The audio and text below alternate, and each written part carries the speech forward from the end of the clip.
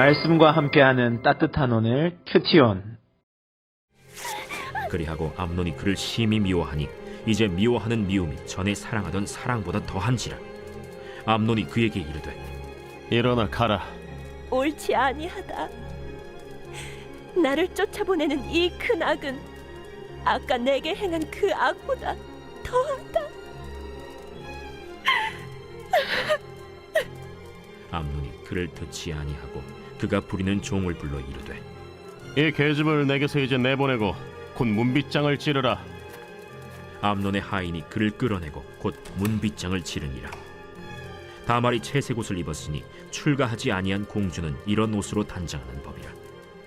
다말이 재를 자기의 머리에 덮어쓰고 그의 채색 옷을 찢고 손을 머리 위에 얹고 가서 크게 울부짖으니라.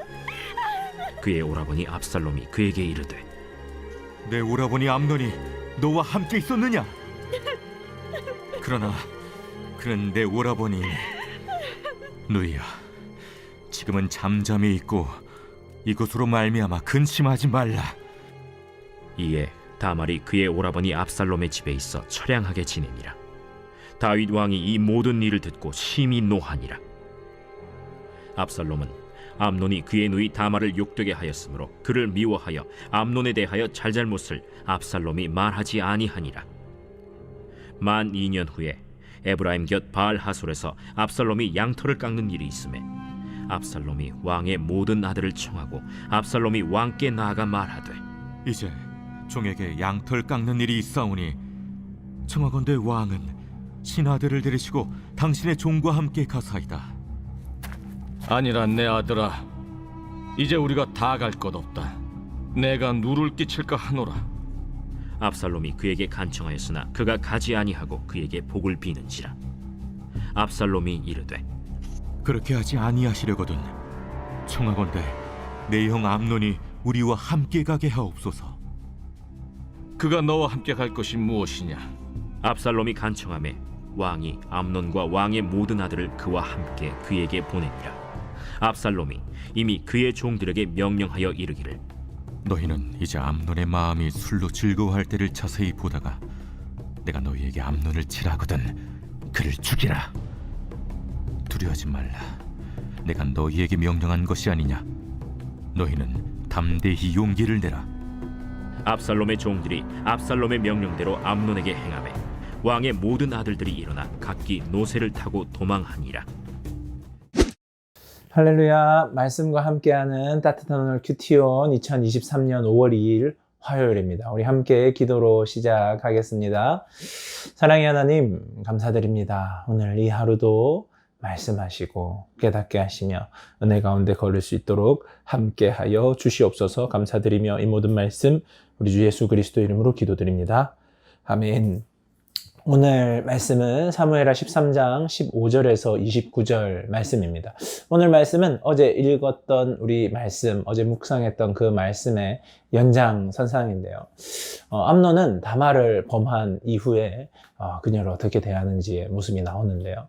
그를 미워하는 마음이 생겼다고 합니다. 그래서 그는 다말을 그의 집에서, 그 궁에서 내어 쫓게 됩니다. 다말은 이것은 더욱 악한 일이라고 그렇게 해서는 안 된다고, 다말은 이 암논에게 그렇게 해서는 안 된다고 그를 설득하고 외치고 화를 냅니다. 그럼에도 불구하고 다말은 성폭행 당하고 또 그 왕궁에서 쫓겨나게 되는 거예요. 다말이 이렇게 왜 그를 쫓아내거나 이렇게 해서는 안 된다고 이야기하느냐, 이것은 율법에 어긋난 행동이기 때문입니다. 물론 성폭행한 것도 율법에 어긋난 잘못된 행동입니다. 그런데 그 당시에 여성의 인권이라는 것이 너무나 연약하여 있었기 때문에 이렇게 결혼 전에 잘못된 성관계를 맺는 것 자체가 참 여성에게는 너무나 큰 상처였고 그가 사회생활을 해나가는 것이 어려운 일이었습니다. 그것은 공주인 다말에게도 마찬가지였을 것입니다. 율법에서는 약혼하지 않은 처녀와 성관계를 했을 경우에 그 여성의 아버지가 거절하지 않는 이상은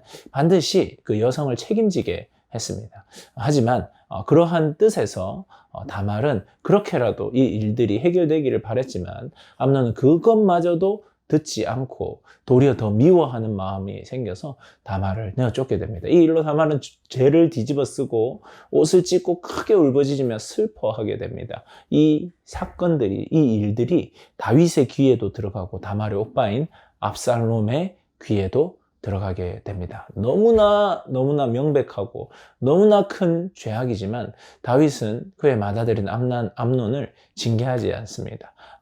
그 이야기를 듣고 분노는 하지만 어떠한 징계도 하지 않고 어떠한 조치도 취하지 않습니다. 아마도 맏아들인 그 암논, 왕의 후계자가 될 암논을 분노케 하고자 하지 않았을 것입니다. 그래서 그걸 허물쩍 넘어가게 됩니다. 그러다 보니까 다말과 같은 어머니에 있던 압살롬이 그것으로 인하여서 분노하게 됩니다. 그리고 그것을 깊이 생각하게 됩니다. 2년의 시간이 지난 이후에 압살롬은 계획을 세웁니다. 다윗을 초청하고 다 모두를 그의 성에 초청하려고 할 때 다윗이 그 일이 못 가게 되었을 때 암논만이라도 보내달라고 요청을 하게 되고 다윗이 그것을 거절하지만 암논을 끝까지 보내달라고 요청합니다. 그리고 그 암논이 그에게 왔을 때에 죄에 대한 대가를 치르게 하고자 그를 살해하게 됩니다. 살해를 모의하고 계획적으로 그를 살해하게 되는 것입니다. 참 이 죄라는 것이 죄의 결과가 얼마나 처참한지를 우리들에게 보여주는데요.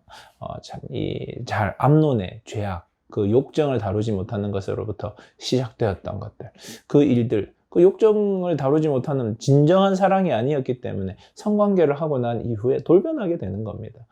그저 그를 정말 인격적으로 한 사람으로서, 한 존재로서 사랑했다면 그와 더 깊은 관계 속으로 들어가기를 원했을 것인데 육체적인 정욕에 휩싸였던 그 모습들이 해소가 되고 나자 그 여인을 제대로 보지 못하게 되는 겁니다. 그 여인을 한 사람으로서, 아름다운 존재로서 바라보지 못하는 겁니다. 평생에 잊지 못할 육체의 상처를 주었으면서 거기에 더하여서 그의 마음을 따라 이 여인이 상처받는 것들을 일말의 회개도 없이, 일말의 잘못한 마음도 없이 행하게 되는 겁니다. 다윗은 또한 이 모든 것을 알고도 방치하게 됩니다.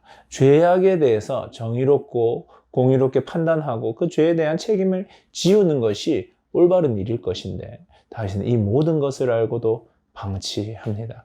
왜 방치했는지는 성경에서는 기록되어 있지 않습니다. 하지만 그것을 방치하게 되고 그러한 방치하는 이 다윗의 모습들은 또한 다말의 친오빠였던 압살롬이 이 일들로 인해서 증오가 쌓이게 되는 겁니다. 압살롬은 차근히 그 증오심을 계속해서 쌓아갑니다. 그리고 2년이라는 시간 동안 그 증오심을 쌓아서 결국은 그 증오심을 폭발시키면서 암논을 죽이게 됩니다. 그리고 이 압살롬이 그 증오심이, 아마 그 증오심의 연장선상이라고 봐야 할 거예요. 그 증오심이 결국은 자기의 아버지마저도 왕권에서 내려앉히려고 하는 반역의 칼날이 되는 그러한 모습들을 보게 되는 것입니다. 이 모든 일들이 암논이 다말을 범했던 일, 그리고 다윗이 그것을 알았으면서도 그저 묵인했던 일, 끊임없이 증오를 쌓아가면서 살해까지 이르렀던 이 모든 일들이, 그 일련의 일들이 참 너무나 안타까운 일들이잖아요. 죄가 방치되면서 일어나는 일들이지 않습니까? 이 모든 일들이 어디에 그 근원이 있느냐 보았을 때 하나님을 두려워하지 않는 마음에 있는 것입니다. 하나님을 두려워하지 않는 마음에서 그 마음들이 자라나게 됩니다. 누군가에게는 정욕과 욕정이 자라나고 누군가에게는 증오하는 마음이 자라나게 되고 누군가에게는 무엇인가를 안위하는, 내 자리를 안위하고자 하는 마음들이 자라나게 되는 겁니다. 하나님을 두려워하지 않고는 우리는 거룩하게 살 수가 없습니다. 하나님이 내 앞에 계시다는 것, 하나님을 위하여서 내가 살아야 한다는 것, 하나님이 내 삶을 바라보고 계시다는 것을 늘 생각하면서 살지 않으면 우리의 삶은 늘 죄에 따라 흔들릴 수밖에 없다는 것입니다. 그래서 우리의 그 연약함을 아시고 하나님 앞으로 하나님의 은혜를 사모함으로 나의 죄를 위하여 십자가를 지신 예수 그리스도를 바라봄으로 나아가는 삶이 되어야 하겠습니다. 그렇다면 우리가 어제도 제 죄에 대해서 5월 첫째 날, 둘째 날 모두 죄에 대해서 다루고 있는데요. 내 속에서 혹시 쌓여가고 있는 증오, 해결되지 않는 증오가 쌓여감에 따라서 내가 죄악을 향하여 달려가고 있는 부분들은 없는지 살펴볼 수 있어야 될 것입니다. 그래서 묵상을 위한 질문은요, 내 속에 해결되지 않고 자라고 있는 증오가 있지는 않습니까? 그럼 여러분, 그렇다면 기도하시기 바랍니다. 예수 그리스도 앞에서 그 모든 증오와 상한 마음들이 치유받기를 간절히 구할 수 있는 여러분들 되기를 바랍니다. 묵상을 하며 들으며 좋은 찬양은 예수 나의 좋은 치료자입니다. 나의 치료자 되신 예수님, 나의 치료자 되신 하나님을 바라보며 주님, 저는 죄악으로 연약한 인생이지만 예수 그리스도의 십자가의 보혈로 덮어주시옵시고 상한 마음과 쌓여지는 증오도 해결하여 주시옵소서 하는 그 마음으로 나아가는 우리 모든 세문안의 청년들 되기를 주님의 이름으로 축복합니다. 우리 함께 기도하겠습니다.